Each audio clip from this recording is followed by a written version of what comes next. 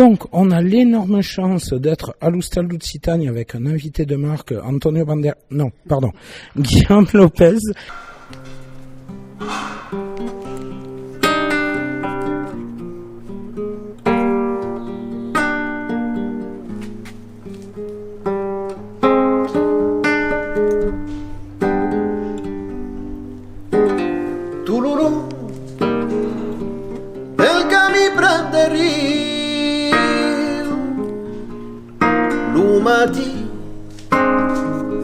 Y es burda de Jesús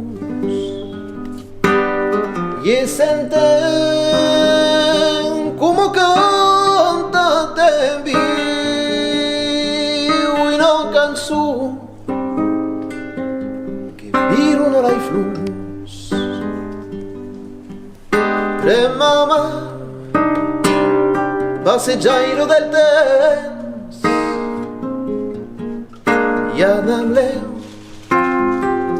danza di sus luni vivi o escudo blanc so che canto rubè tururu del cami prenderí.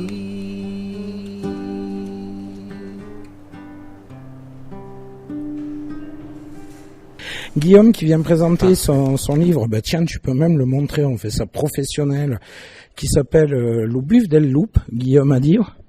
Adiciazzo. Alors, on va parler plein de langues, ça va être selon comment ça vient en français, en occitan, et vous savez que j'ai horreur de parler linguistique, pourtant on va commencer en parlant linguistique. C'est un truc à la con, j'aimerais savoir comment le titre de ton livre se prononce, parce que je commence à te connaître, on va pas se mentir, Fantou, ça fait 25 ans qu'on se connaît. Quand j'ai vu le truc, je pourrais tomber dans un délire occitaniste et dire, oui, Louloup, c'est Simon de Montfort, donc vu qu'il écrit en occitan, il se plaint de... Et je me suis dit, putain, le con. Il nous avait fait le coup avec HDQ, Histoire du Quercy. Les trois quarts des gens, ils vont pas savoir que ça se prononce le loup, ils vont prononcer ça loulop. Tu joues que des instruments avant, Lo Buf del Lup. Je me suis trompé ou pas? Non, exactement, tu t'es trompé. Lo Buf del Lup, pourquoi en fait? C'est ça ta question, grosso modo.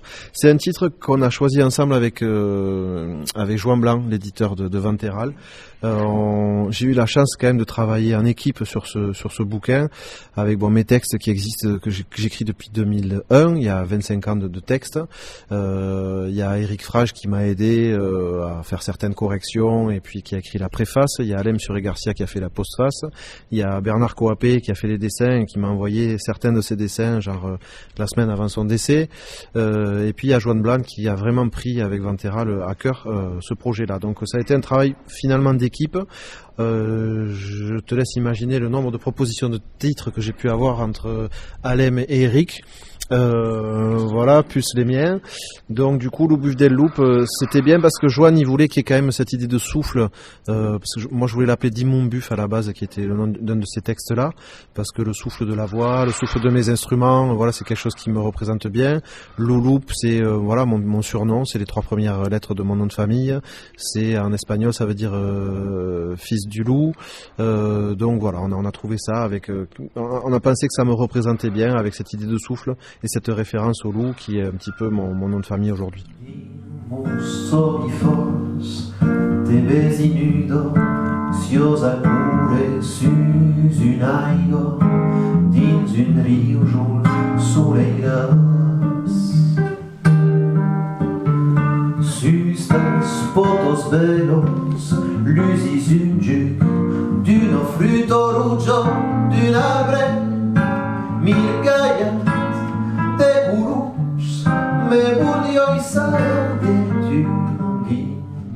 On va profiter d'ailleurs pour faire un clin d'œil, parce que voilà, du coup, moi, ça me met l'alarme quand on parle à Bernard Coapé, qui malheureusement nous a laissé et que grand valable. Si la Camarde, si tu nous écoutes, si vous voulez emporter des occitanistes, appelle-moi, j'ai une liste. Tu nous en rends certains et on t'en donne à la place. Pourquoi ce livre? Pourquoi d'un coup, t'écris depuis des années, t'écris des textes, qu'est-ce qui se passe? T'avais un arriéré d'impôt et tu t'es dit ça va être plus simple en sortant un livre ou... Ouais, je me disais, les disques se vendent plus, on va essayer les livres, mais là, ça fait une semaine que je l'ai présenté dans 3 concerts, et pour l'instant, j'en ai vendu aucun. Donc voilà, je pense que j'ai encore raté le moyen de faire fortune. Mais pourquoi ce livre? En fait, c'est en discutant aussi avec Eric Frage qui a sorti un livre, lui, de la compilation de ses textes. Moi, ça fait 25 ans, c'était l'anniversaire de mes 25 ans d'écriture cette année. Voilà, il y a des chansons, il y a des pensées, il y a des préambules de concerts, il y a des petits hommages par-ci par-là. Il y a différentes catégories, entre le voyage, entre l'exil, la famille, les amours, des chants inspirés de chansons traditionnelles. Donc voilà, on a fait le tri, j'ai fait le tri, je me suis rendu compte qu'il y en avait autour de 80. Donc je me suis dit, voilà, c'est peut-être l'occasion, là, l'année de mes 45 ans, 25 ans d'écriture, allons-y. Et du coup, Venteral a aimé le projet. Bernard était à fond aussi jusqu'à son dernier instant pour alimenter ça avec sa plume loufoque qu'on aimait tant. Donc du coup, voilà, je pense que c'est le dernier cadeau qu'il m'a fait, c'est le dernier cadeau que je lui fais, c'est nos 25 ans d'amitié qui sont aussi retracés dans ce bouquin. Dove a homme se tuna la ma, dove a homme sogna a dema, dove a homme se pute abraça, dove a homme sense bus derenga. Alors justement, te connaissant, alors je n'ai pas lu le bouquin parce que moi, quand je fais des interviews, monsieur, je fais bien les choses, je ne prépare pas. Il y a de l'intime quelque part dedans, parce que même dans tes textes, dans ce que tu écris, même niveau chanson, il y a de l'intime. C'est facile comme ça de se mettre à poil et de figer quelque part ces moments-là, parce que quand ils sont sur un livre, ils sont figés, quoi. Je pense que c'est une histoire peut-être d'âge, tu me comprendras peut-être. On arrive dans une période où on se dit on est à la moitié de quelque chose, quand même. On ne sait pas de quoi, mais on espère au moins d'être à la moitié de quelque chose. Et c'est vrai que voilà, je me suis, guéri sur pas mal de choses. J'ai fait un travail sur moi pour assumer plein de choses de ma personnalité. Il y a des choses que je cachais dans des chansons en me disant quand tu chantes en occitan, tu peux dire ce que tu veux, les gens ils comprennent pas forcément. Voilà, là les gens qui n'ont pas tout compris quand je chante, peut-être ils vont avoir ce support visuel qui va leur donner aussi un éclairage, celles et ceux qui sont intéressés, hein, bien sûr, sur certains aspects de ma personnalité, de mes personnalités, de choses que je voulais cacher et qu'aujourd'hui je suis prêt à assumer, de voilà, puis mon rapport aux gens. Je pense que, moi aussi, en faisant le tri sur ces textes-là, sur ces chansons, ça m'a montré aussi, voilà, ce que j'avais envie d'exprimer, c'est-à-dire ce truc de vivre ensemble. On est à fond en ce moment sur la convivence, il y a ce terme qu'a mis Alem à la mode sur l'art de vivre ensemble dans le respect de l'altérité. Mais voilà, c'est peut-être aussi assumer son altérité et assumer le fait d'avoir envie de la partager avec d'autres qui sont différents. Voilà, c'est très bateau, mais en même temps, moi, ça m'a ouvert les yeux sur tout ce que j'avais écrit depuis 25 ans, des trucs que j'avais oubliés, il a fait que j'aille fouiller. Voilà, ça m'a aussi renoué avec tous les musiciens avec qui j'ai pu travailler, parce que j'ai écrit des textes souvent sur des musiques perso, mais aussi sur des musiques de Cyril Brotteau, de Morgan Astruc, de Thierry Roch, de Jean-Michel Espinasse, d'Éric Frage. Voilà, enfin, il y a toute cette famille-là qui m'entoure depuis 25 ans, qui sont, tout le monde est retranscrit là. C'est une espèce de points aujourd'hui sur qu'est-ce qu'ont été mes 25 dernières années de musicien, quoi. Alors justement, c'est ça qui est marrant. Tout le monde voit Guillaume Lopez en mode bon, voilà, je te chambre souvent en t'appelant l'Antonio Banderas et tout le monde se dit ouais, Lopez il se la pète. Moi, ce qui me fait rire, allez, j'ai filé du off quand on s'est appelé pour caler cette interview et que je t'ai dit avec Alex, d'ailleurs merci Alex, on va faire l'interview et on va enregistrer le truc. Tu m'as dit non mais attends, je sais pas si on est au point et tout machin. Je me souviens du soir de la présentation du Chant des Dunes de Soumis des Granadas où t'es venu me voir d'entrée de jeu en me disant ton avis, parce que toi je te connais, si j'ai fait de la merde, tu vas me le dire. Guillaume Lopez, tout le monde voit Guillaume Lopez, voilà, l'Hidalgo, le mec qui se la pète, le mec qui... mais derrière, il y a une fragilité, il y a un doute. Mais je doute tout le temps, moi. C'est pour ça. Enfin, j'ai jamais rien fait tout seul, en fait. Broto Lopez, on était deux. Somi des Granadas, c'est le début de mon histoire avec Thierry Rock. Morgan, ça fait 15 ans qu'on joue ensemble. Eric Frasch, ça fait 25 ans qu'on se côtoie. Moi, tout seul, je sais rien faire, en fait.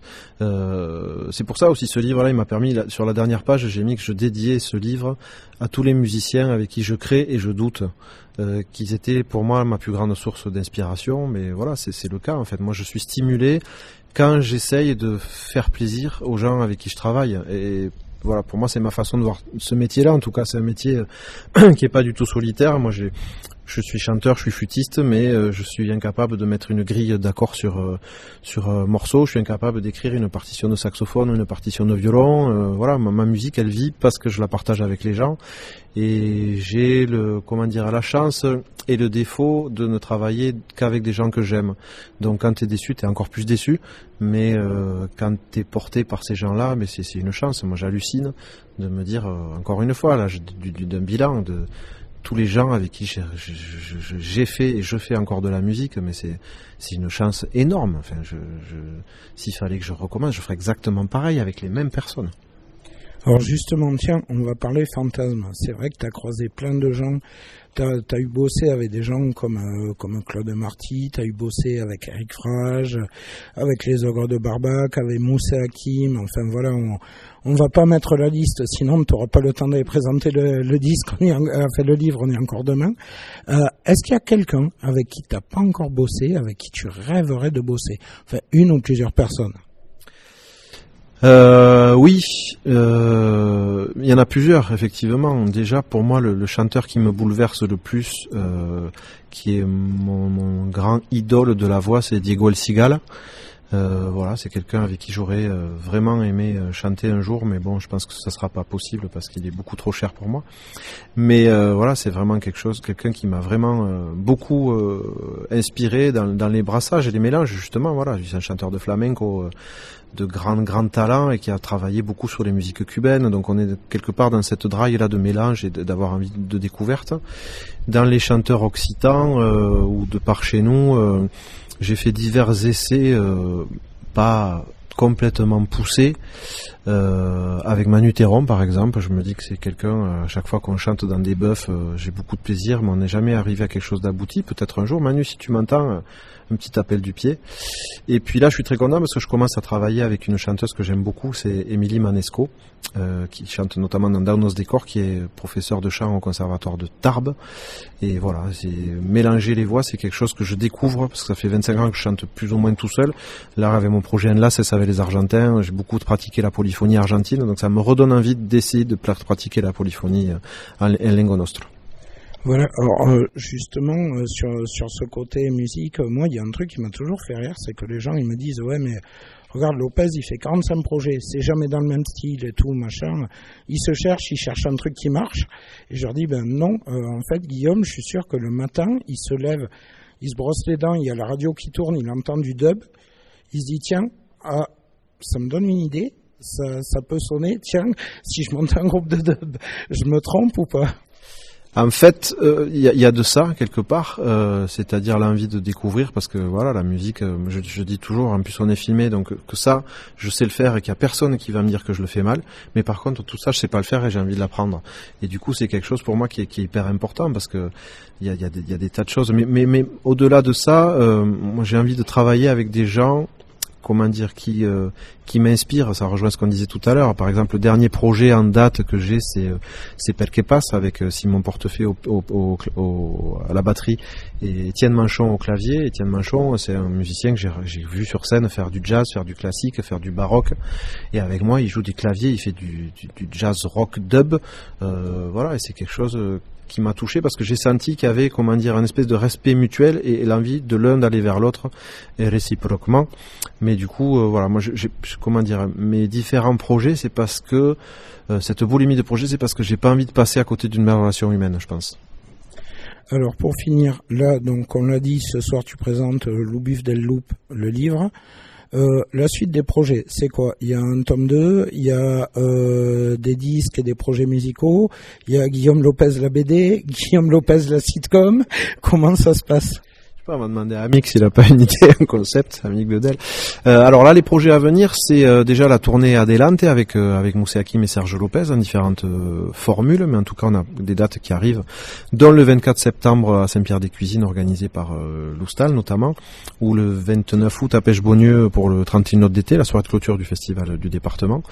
Et ensuite, j'ai appris la semaine dernière qu'on avait été sélectionné avec le trio Enlaces, c'est mon trio avec deux Argentins, Luciano Luna et Marco Grancelli, pour participer au prix des musiques d'ici.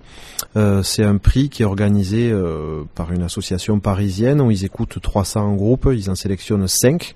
On fait partie de ces 5 finalistes. Donc le prochain rendez-vous c'est à Paris le 5 novembre où on doit faire un concert, tous les finalistes on doit faire un concert de 25 minutes. Je pense qu'il doit être retransmis sur France Musique si j'ai bien compris. Et à partir de là, si on est dans les deux finalistes, enfin les deux gagnants en tout cas, il y aura une belle année autour de ce projet Enlaces qui était un petit peu en sommeil mais finalement qui repart. Donc c'est Enlaces pour ceux qui ne l'ont pas connu, c'est un spectacle que j'ai créé donc avec ces deux Argentins qui habitent à Toulouse, qui mélangent le folklore argentin et la musique traditionnelle occitane. Donc voilà, c'est un projet qui a plu à cette commission-là, donc on va voir, Inch'Allah, comme on dit. Écoute, merci. Merci à toi, merci à vous. Sus così ma puri denso che serva vivere sbagliata pure d'amore s'ammeglia perché si è illuso pure spamarti.